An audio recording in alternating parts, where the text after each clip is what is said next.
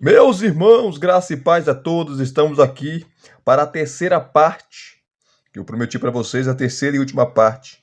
Eu estarei falando dessa obra, David Allen, autoria lucana de Hebreus. E dessa feita eu estarei mostrando, como eu falei para vocês, sem delongas, o capítulo 7, aonde ele vai tratar e vai falar da reconstituição histórica. Quem é Teófilo? Quem é Teófilo? Né, que ele chama de excelentíssimo. E essa expressão excelentíssimo era dada a nobres, a pessoas de alta posição da sociedade, tanto civil como religiosa. Então, foi a esse Teófilo que Lucas dirigiu o seu evangelho e o livro de Atos. Né? Excelentíssimo Teófilo. E nós veremos aqui, tá? Poderia mostrar outras coisas para vocês, mas vocês já viram nesses dois reviews que eu fiz, né, que a obra é importante, né, é um marco da...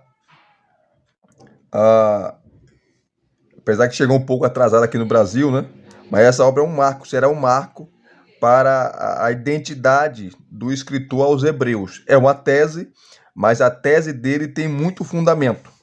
E nós veremos aqui, o capítulo 6. O capítulo 6, ele vai falar da identidade de Lucas e o cenário judaico de Lucas e Atos. Ele vai trazer os pais da igreja, são quase unânimes em falar que Lucas não era gentil, Lucas era judeu. E as evidências pesam para provar que ele era judeu e não grego, né? Só que ele era um judeu de cultura helênica, cultura grega. Naquela época era muito comum, até porque por causa da diáspora. O que é a diáspora judaica? Eram os judeus que viviam fora de Israel, fora da Palestina, em outras nações, devido à helenização, né, a cultura grega sendo difundida. E aqui o capítulo 7 nós temos a reconstituição histórica, a autoria lucana de Hebreus. Tá? Aqui ele vai tratar sobre o destinatário de Lucas Atos, que é Teófilo, a data de Lucas Atos, Lucas, o autor de Hebreus, os destinatários de Hebreus, a data de Hebreus, que ele vai falar que é dos anos 67 a 69, antes da destruição do templo por Tito, que aconteceu em 70, no ano 70, digressão sobre a data e composição de Hebreus e sobre o uso do tempo verbal do presente e a conclusão. Então, ele começa na página 403 e termina na página 462. Então são 59 páginas, ele trabalhando, né, trazendo aí a reconstituição histórica. E vamos logo lá, né, sem delongas aqui, para a parte que interessa. 403, vamos lá. Aqui, ó. É o último capítulo, tá? Vamos lá. Ele já começa assim, ó. A análise que acabamos de fazer sobre o interesse e a perspectiva judaicos de Lucas, que é o capítulo 6, né, remove um argumento importante contra ele e seu autor de Hebreus, mostrando que Lucas era capaz de escrever um livro com esse caráter judeu-cristão. A maior objeção à autoria lucana é a suposição de que ele seria um gentil e que, portanto, não seria provável que tenha escrito uma obra como Hebreus. No caso de o escritor ser um gentio, ele teria um diálogo surpreendente com as escrituras, a teologia, a tradição e a história do povo judeu, baseado nos capítulos 5 e 6 acima. A autoria lucana de Hebreus já não pode ser descartada somente a partir da suposição de que ele era um gentio, porque no capítulo 6, que não dá para mostrar aqui, né, ele vai trazer os argumentos a favor que Lucas era um judeu e não um gentio. Nesse momento, passa a apresentar uma teoria holística, né, a visão do todo, a respeito da autoria lucana de Hebreus. A proposta inclui a identificação de Teófilo como destinatário de Lucas para seu evangelho, né, para ser o Evangelho e Atos. A datação de Lucas e Atos em uma época anterior a 70 depois de Cristo. O envolvimento de Lucas como amanuense para as epístolas pastorais, a procedência romana de Hebreus, a identificação dos destinatários de Hebreus como antigos sacerdotes convertidos, a localização dos destinatários em Antioquia da Síria e uma data de escrita de Hebreus anterior ao ano 70.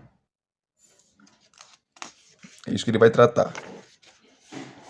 Aí ele já começa aqui, ó. O destinatário de Lucas Atos, Teófilo. Tá? Quem é esse camarada? Um grande debate tem girado em torno do tema dos destinatários da obra de 2 volumes de Lucas.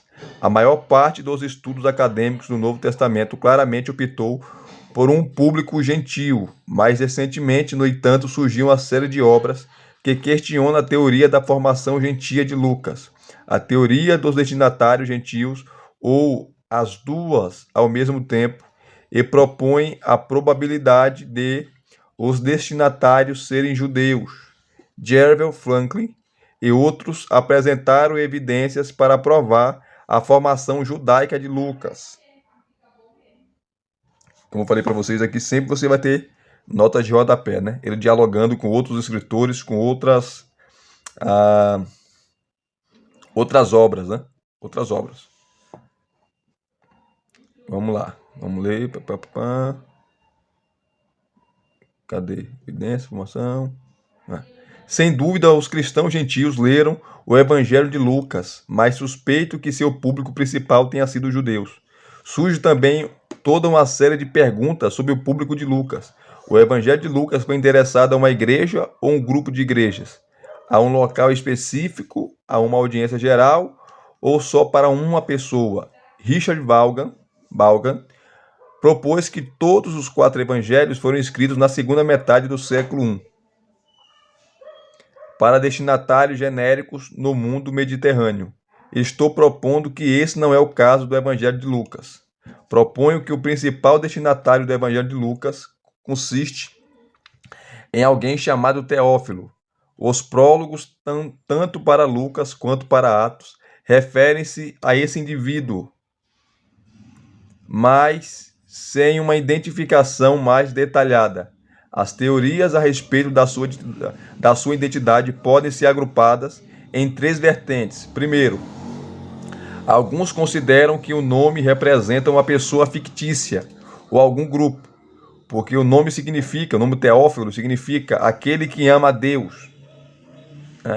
Caldbury foi um dos principais defensores dessa visão, chamando Teófilo de destinatário imaginário. Cranham critica a escolha de Caldbury dos exemplos do século II para indicar que Lucas não estava escrevendo para alguém em especial. Ele aponta que o pressuposto de Caldbury a respeito de uma data tardia para Atos, que é início do século II, deixou de ser uma unanimidade entre os estudiosos, e parece provável que o Teófilo de Lucas tenha sido uma pessoa real. Além disso, Lucas usa o pronome de tratamento excelentíssimo. Então, ele não ia usar esse tratamento excelentíssimo para uma pessoa imaginária, fictícia, isso não existe. Né? Excelentíssimo, um título honorífico que sugere referência a uma pessoa real. No livro de Atos, esse título refere-se aos oficiais romanos, o que pode ter sido o caso de Teófilo. Esta visão encontrou forte apoio dos estudiosos, que muitas vezes veem Lucas Atos como uma apologia da tolerância do cristianismo no Império Romano. No entanto, os problemas em ver o propósito de Lucas dessa forma são difíceis de superar. Além disso, Teófilo não consiste em um nome romano, mas era comumente usado por judeus helenísticos, abraçaram a cultura grega, né? Strehlen aponta corretamente que o uso do honorífico excelentíssimo não indica necessariamente que a pessoa saudada dessa maneira seja superior ao escritor. Segundo argumento. Em segundo lugar, Teófilo pode ser um pseudônimo para alguém que o autor, talvez para proteção, não deseja especificar o nome. Então, o que é o pseudônimo? É a pessoa se esconder atrás de um outro nome, tá? Meu nome é Elias. Aí eu me apresento como Mateus. Eu não quero revelar o meu nome. Eu não quero revelar a minha identidade. Eu não quero revelar o meu verdadeiro nome. Naquela época, isso acontecia bastante, né? Então você tem vários escritos, como Apocalipse de Pedro, Apocalipse de Tomé, você tem o Evangelho de Tomé, o Evangelho de Paulo, o Evangelho de Pedro, mas não foi Pedro que escreveu, não foi Paulo que escreveu, não foi Tomé que escreveu. Isso é pseudônimo. Alguém se esconde, tá, atrás do nome dos apóstolos, mas não foi os apóstolos que escreveram. Então isso é o pseudônimo, tá? Ah, Talvez Teófilo fosse o nome de batismo dessa pessoa. Esta categoria de teorias é mais amplamente apoiada nos estudos atuais. Os indivíduos sugeridos para os quais Teófilo pode ter sido um pseudônimo incluem Sérgio Paulo, Galho, Tito, Filo e Agripa II. Isso aqui é especulação, né? A principal fraqueza dessas sugestões é a incerteza de que nomes de batismo tenham sido utilizados ou mesmo de forma ampla neste momento. As opiniões diferem sobre a questão de saber se Teófilo era cristão. Alguns, como Zan, acreditam que o uso de um título honorífico indica um não cristão, já que não há evidências de que os cristãos usaram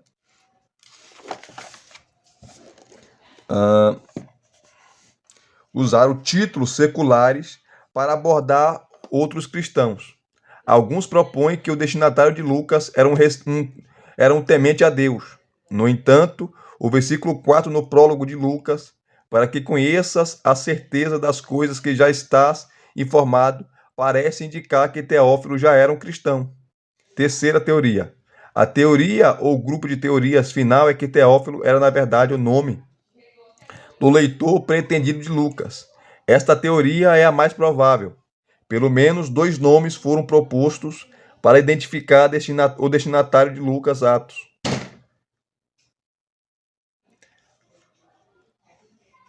Jerônimo sugeriu que um certo Teófilo, que era oficial em Atenas e foi condenado por perjúrio pelo Areópago, pode ter sido o destinatário de Lucas.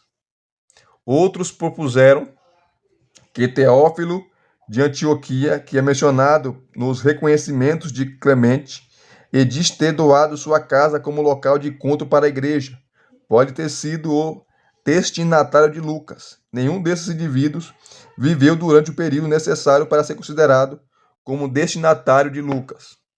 Houve um terceiro indivíduo proeminente durante a primeira metade do século I, que raramente foi visto como candidato a ser o Teófilo de Lucas, ou seja, o sumo sacerdote que serviu do ano 37 a 41 depois de Cristo. Dado destaque em assuntos sacerdotais em Lucas Atos, devemos considerar que Lucas pode ter escrito seu evangelho para um sumo sacerdote judeu. E aqui começa a tese dele, né? Talvez para lhe transmitir o seu conhecimento sobre Jesus e sobre a igreja primitiva ou convertê-lo ao cristianismo. Teófilo foi um dos 5 filhos de Anás. Quem foi Anás? O sumo sacerdote, pai de Caifás. Tá? Teófilo foi um dos 5 filhos de Anás, o sumo sacerdote mencionado no Novo Testamento, junto com Caifás. Caifás era casado com a filha de Anás. Logo, Caifás era genro, né? Caifás era genro de Anás. Essa é a verdade. Caifás era genro. Anás governou de 6 a 15 depois de Cristo. E Caifás governou do ano 18 ao ano 36 depois de Cristo. Ficou 18 anos como sumo sacerdote. Né? Todos os 5 filhos serviram como sumos sacerdotes em Jerusalém antes do ano 70. Seus nomes e anos de serviço são Eleazar, Jonathan, Teófilo, aqui, de 37 a 41, Matias e Anás II. que ficou 3 meses só no cargo. Mesmo depois de seu reinado, Anás parece ter exercido grande autoridade, pois ele é mencionado junto com Caifás no Novo Testamento como sumo sacerdote, embora Caifás estivesse governando na época. Isso porque o cargo de sumo sacerdote era hereditário e vitalício, pelo menos aos olhos do povo. Mesmo um sumo sacerdote deposto tinha uma autoridade considerável sobre o povo. O nome de um dos filhos de Anás é interessante porque é grego e não judeu. Teófilo significa aquele que ama a Deus, e é um nome helênico, greco-romano. A ocorrência de nomes gregos entre os asmoneus posteriores e entre os sacerdotes não é incomum. Por exemplo, Jação, o sumo sacerdote, mudou seu nome anterior de Jesus, tá? De Jesus. Os estudos comprovaram o aparecimento de nomes gregos entre os asmoneus posteriores e o sacerdócio. Por causa de sua visão helenística, visão grega, a aristocracia judaica frequentemente seguia a prática de ter 2 nomes. O Novo Testamento revela essa prática. Se Teófilo é uma versão helenizada de algum nome judeu, qual poderia ser esse nome?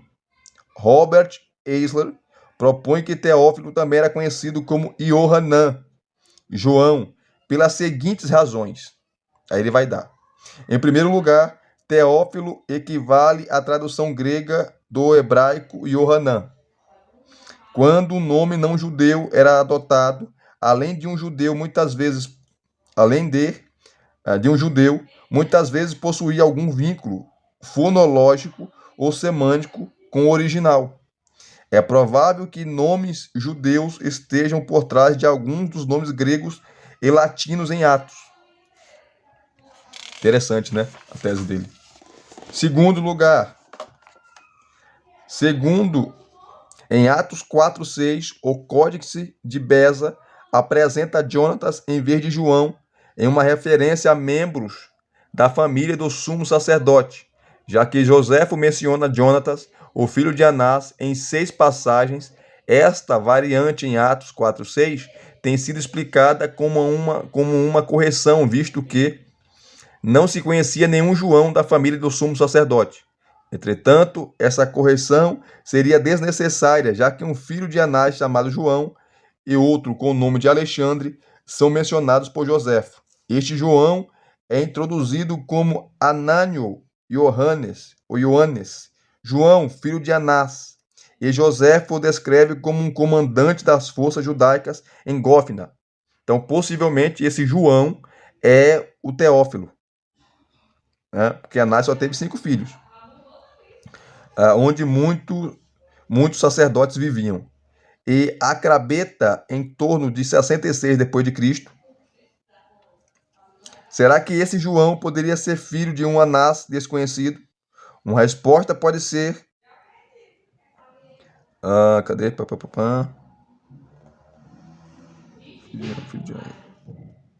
Cadê? Que é desconhecido. Uma resposta pode ser que um líder desconhecido provavelmente não teria sido apresentado como João, filho de Anás, mas como um certo João, filho de Anás, já que Joséfo nos diz que todos os filhos de Anás serviram como sumos sacerdotes. Teófilo foi deposto e não perdeu o cargo até a morte. E se João era o nome hebraico de Teófilo, é concebível que essas referências se apliquem à mesma pessoa. Mesmo que essa identificação esteja equivocada, isso não impediria que Lucas escrevesse para Teófilo, o ex-sumo sacerdote judeu. Uma terceira razão para esta identificação de João com Teófilo também é extraída de Joséfo. Em suas Guerras Judaicas, o livro dele, né, o nome Teófilo não ocorre, enquanto o nome João aparece em suas Antiguidades Judaicas. O nome Teófilo ocorre, mas João, filho de Anás, não. Talvez Joséfo tivesse usado o seu nome grego em um volume e o seu nome hebraico no outro. Uma situação semelhante é encontrada no Novo Testamento, onde os nomes João e Marcos se referem à mesma pessoa. Um quarto argumento não mencionado por Eisler, pode ser apresentada em favor da possibilidade de que o nome judeu de Teófilo fosse João. Os nomes dos filhos asmoneus eram Judas Macabeus, Jonatas, Simão, João e Eleazar.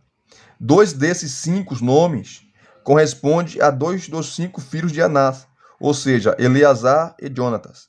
Mas na dinastia asmoneana, tanto um Jonathan quanto um João são encontrados. Teófilo pode ter recebido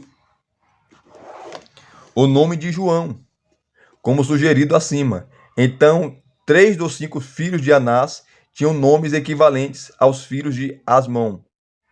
É completamente provável que Anás tenha nomeado algum de seus filhos seguindo a grande linhagem asmoneia de 1,5 século antes. Sabemos que a família de Anás, de sacerdotes saduceus, encarasse a dinastia asmoneana como heróis da fé, e pelo menos 2 dos seus filhos de Anás deram seus nomes. Os estudos mostram uma alta incidência de nomes asmoneus no índice onomástica judeu-palestino do século I. Bem como em Atos, isso provavelmente é um indicativo da ampla simpatia do povo judeu, como observa Margaret Williams, comprovada por sua vontade de arriscar tudo em 66 d.C., em uma luta à moda dos macabeus pela liberdade. Aí ele continua aqui, ó. Não se pode afirmar que João e Jonatas seriam nomes muito semelhantes para aparecer na mesma família. A família asmoneana teve filhos com os 2 nomes. E Jeremias 48 menciona os filhos de Caraé, Yohanan, João e Onatan. Claramente, Teófilo também tinha um nome hebraico. Yohanan é uma sugestão plausível. Então, ele tinha tanto o nome de João como o nome de... nome João era o nome dele hebraico, Teófilo era o nome dele grego. Isso é uma possibilidade e as evidências pesam para isso. Tá? As evidências pesam para isso.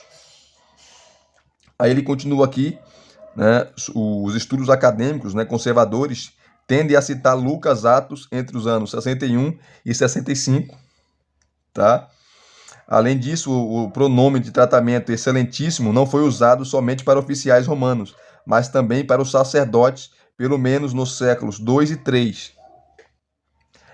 E aprendemos com José o papel importante desempenhado pelos sacerdotes, que eles não era só um líder espiritual, mas também político. Tá? Pelos sacerdotes como guardiões da herança genealógica. Os sacerdotes foram responsáveis por garantir a pureza e eles são referidos como homens excelentíssimos. Roi Aristoi. Jeremias observa que mesmo depois da remoção do cargo, o sumo sacerdote manteve seu título e autoridade. Os ex-sacerdotes poderiam ser saudados como excelentíssimo. Tá? Ele vai trazendo aqui, ó. De acordo com Joséfo, Teófilo foi deposto em 41 d.C. por Herodes Agripa I.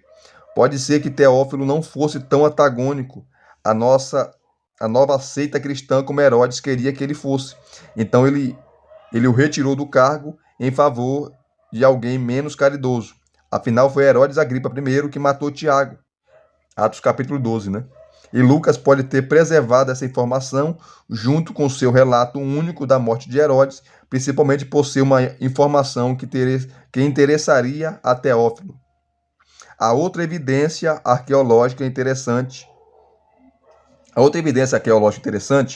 pôde fundamentar a defesa do Teófilo de Lucas como um ex-sumo sacerdote. Barag e Flusser escreveram sobre um ossuário com a gravação de uma inscrição aramaica. Tá? Está aqui, ó. Yohaná, Aí tem aqui de novo. Yohaná, filha de Yohanan, filho de Teófilo, o sumo sacerdote. Yohanan foi um nome masculino popular entre os judeus durante o período do Segundo Templo. A forma feminina do nome na inscrição Yehohanan, Joana, refere-se à neta de Teófilo, que morreu logo depois da nomeação de seu avô como sumo sacerdote na primavera de 37 d.C. Aí ele continua aqui mostrando as evidências, tá? Então, qual é a tese dele aqui que vocês viram? Que tanto esse Yohanan como Teófilo era o mesmo nome, porque naquela época era comum, né, os judeus terem dois nomes, né? Tem o nome grego, o greco-romano e o nome de batismo, né? Então, as evidências pesam para se dizer que esse Teófilo, a qual Lucas escreve, era o filho do sumo sacerdote Anás, tá? Que governou 4 anos, né? Ou esteve ali à frente do sumo sacerdócio 4 anos, do ano 37 a 41. É uma tese muito interessante e tem base, né? Tem base. O David Allen, ele não está viajando na maionese, ele está trazendo dados, tá? Então aqui vai propor e vai trabalhar todas essas ideias, né? Vou continuar lendo porque é muita coisa, ok? Muita coisa mesmo, tá? Aqui ele vai trabalhar a data de Lucas e Atos, né? Que ele vai colocar aí entre os anos, cadê? 60 a 63, né? Enfim. Uns falam que não, que Lucas foi escrito aí entre os anos 90 e o ano 100, que não foi ele que escreveu, foi Joséfo. Outros colocam a data entre 70 e 80, entre 57 a 65, ou entre os anos 60 a 63, tá? Isso aí tem confirmação. Então ele traz todos esses dados aqui, né? E compara. Mas não há evidência no livro de Lucas nem Atos que o templo foi destruído. Então, possivelmente, Lucas escreveu o seu Evangelho e Atos antes da destruição, né, do templo. Aí vem Lucas, o autor de Hebreus. Aqui ele vai trabalhar de maneira majestosa, né? Que ele fala aqui, ó, as evidências dos pais da igreja indicam que Lucas foi considerado por alguns como o autor de Hebreus. Aí coloca aqui, ó, veja o capítulo 1. A razão disto foi a semelhança de estilo entre Lucas, Atos e Hebreus. O histórico dos estudos especializados sobre o possível envolvimento de Lucas na produção de Hebreus oferece 3 hipóteses. Primeiro, Lucas traduziu para o grego um original hebraico ou aramaico escrito por Paulo. Segundo, Lucas foi o coautor de Hebreus com Paulo, que era a mente por trás da carta, e Lucas escreveu seus pensamentos com opiniões variadas sobre o nível, isso aqui são as posições, tá? Sobre o nível da liberdade que ele possuía nesse processo. Terceiro, Lucas era o autor independente de Hebreus. E a terceira tese que ele defende, né? Que Lucas era o autor independente de Hebreus. Poucos estudiosos modernos, se é que eles existem, defenderiam uma tradução grega de um original hebraico ou aramaico. A visão de que Lucas poderia ter ajudado Paulo a escrever Hebreus era um pouco popular no século XIX, mas caiu em descrédito no século XX por causa da crescente popularidade da hipótese antipaulina. Não foi Paulo que escreveu mesmo, isso aí é um fato. E da combinação de duas posições convergentes, ou seja, de que Lucas Atos foi escrito no final do primeiro século e não necessariamente por Lucas, e de que Hebreus também deveria receber uma data posterior ao ano 70, que ele defende que não. Porque na carta aos Hebreus você percebe que o templo estava a todo vapor, o sacrifício de animais estava a todo vapor.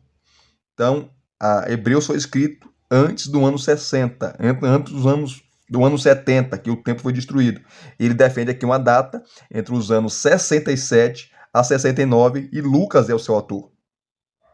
Tá?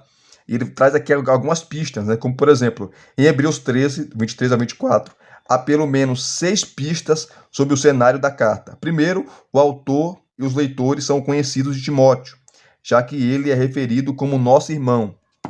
Em segundo lugar, tanto o autor quanto Timóteo estão longe dos leitores e planejam viajar para onde os leitores estão em breve.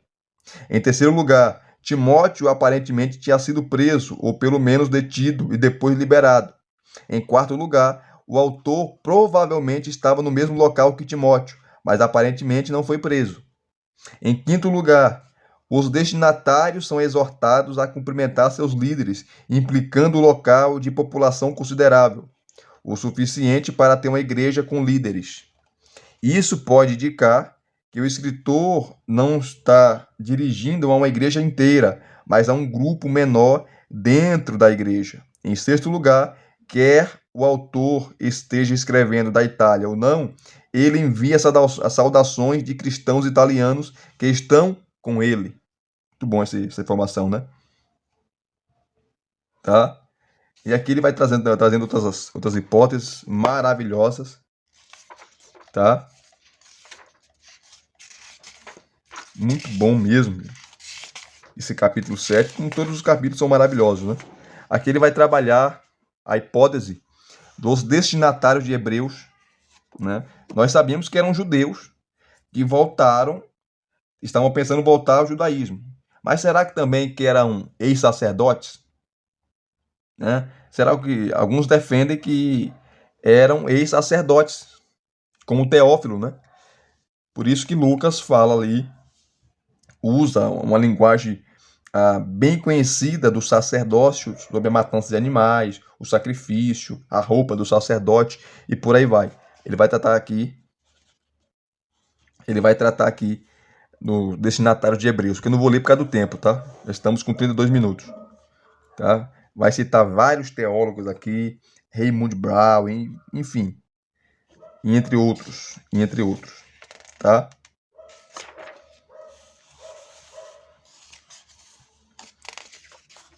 Vai citar vários eruditos aqui, né, contrastando suas ideias, né?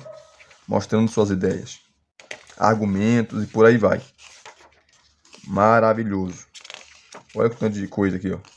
Aqui ele vai trabalhar a data de Hebreus, né? Se foi antes de 70, qual é a possível data?